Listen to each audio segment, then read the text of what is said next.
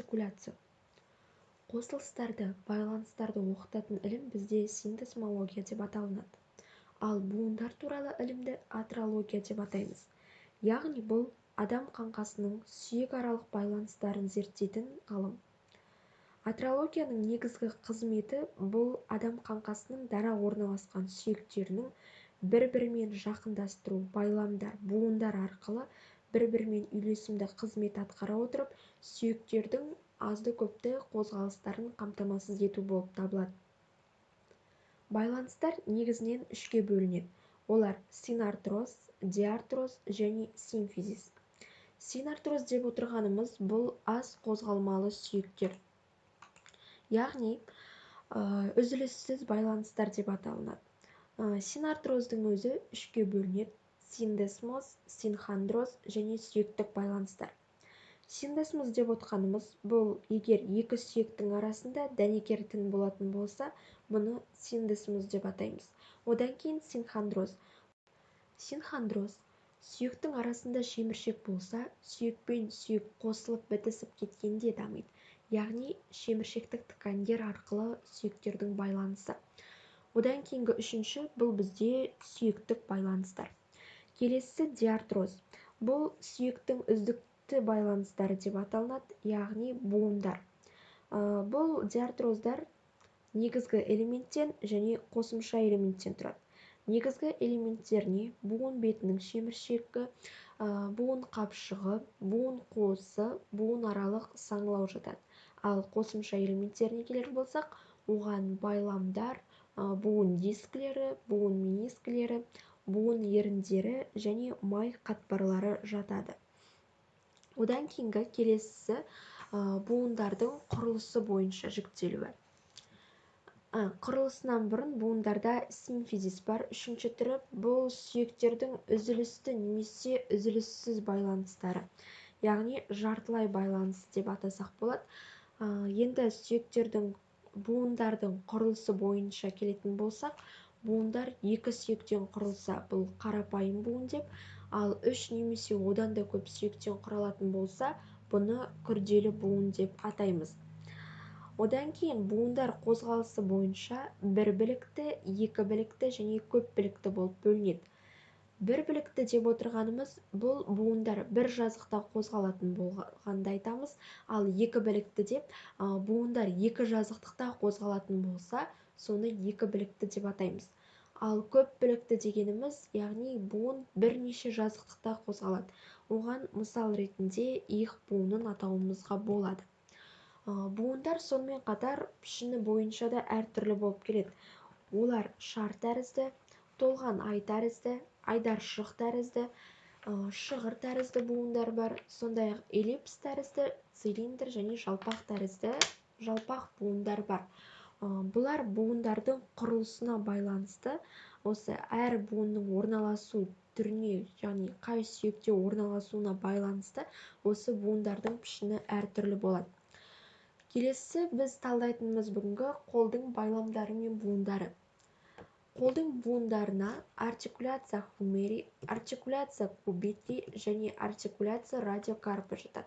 Артикуляция хумери деп отырғанымыз бұл иық буыны. Иық буыны бұл тоқпан жіліктің басы мен жауырын ойығы аралығында орналасқан буын. Бұл негізінен пішіні шар тәрізді болып келеді. Иық буыны көп білікті буын болады.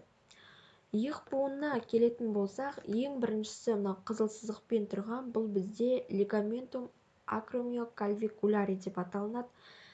Келесі буыны бұл бізде буын аралығындағы бұғана мен иықтың арасындағы бұл лигаментум каракоакромиали деп аталынады. Келесі буын бұл бізде лигаментум каноидеум. Және көк түспен көрсетілген бұл бізде лигаментум гленохумерали медиали деп аталынады. Және келесі көк түспен жоғарғы бөлігіндегі, ашық көк түстегі бұл лигаментум гленохумерали супериор және төменгі бөлігіндегі күлгін түстегі бұл бізде лигаментум гленохумерали инфериор. яғни бұл үш түрлі superior, medial, inferior бөлімдерінен тұрады.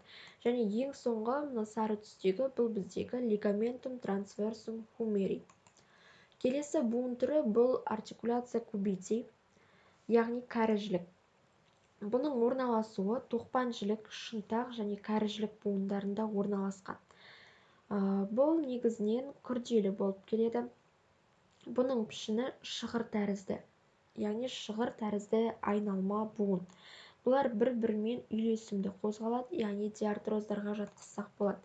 Ең бірінші буын бұл бізде байлам, буынның байламы жасыл түстегі ligamentum collaterale radiale. Және келесі ligamentum collaterale ulnare.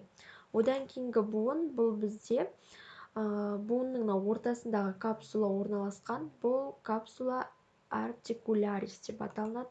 Және келесі байламы ligamentum quadratum, яғни текше тәрізді. Мына көк түспен көрсетілген артқы бөлігінде орналасқан. Бергі жақыннан онша көрінбейді. Осы ligamentum quadratum деп аталынады. Және келесі жасыл бөлігі бұл бізде ligamentum annulare radi деп аталынады. Бірінші байламы ligamentum collaterale carpi radiale деп аталынады. Шетінен бастап көрсетейін. Одан кейінгі жасыл түстегі ligamentum radiocarpale palmare. Және осы қызғылт сары бөлігі ligamentum radioulnare palmare. Бұл оң жақ бөлігінде орналасқан. Одан кейінгі астындағы жасыл түспен көрсетілген ligamentum ulnocarpale palmare деп аталынады. Және осы білезікпен саусақтардың арасындағы ligamentum collaterale carpi ulnare. Бұл ligamentum collaterale carpi radiale сол жақ бөлімде болса, carpi ulnare оң жақ бөлімінде. Және саусақтардың арасындағы бұл ligamentum pseudometacarpale деп аталынады.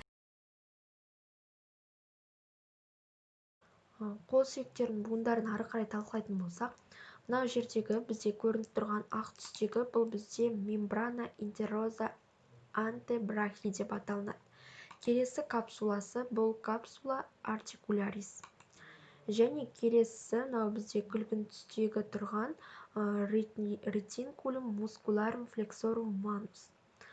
Одан кейінгі буындардың байламдарына тоқталатын болсақ, ligamentum carpum metacarpiale palmare, көк түстегі.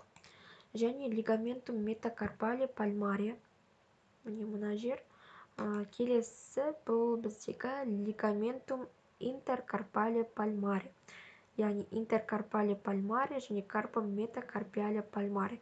Бұлардың атаулары бір-біріне өте ұқсас болып келеді. Бұл бізде буындардың, яғни қол сүйектерінің байламдары болды. Қол сүйектерінің байламдары негізінен үздікті үйлесімді байланыстардан тұрады.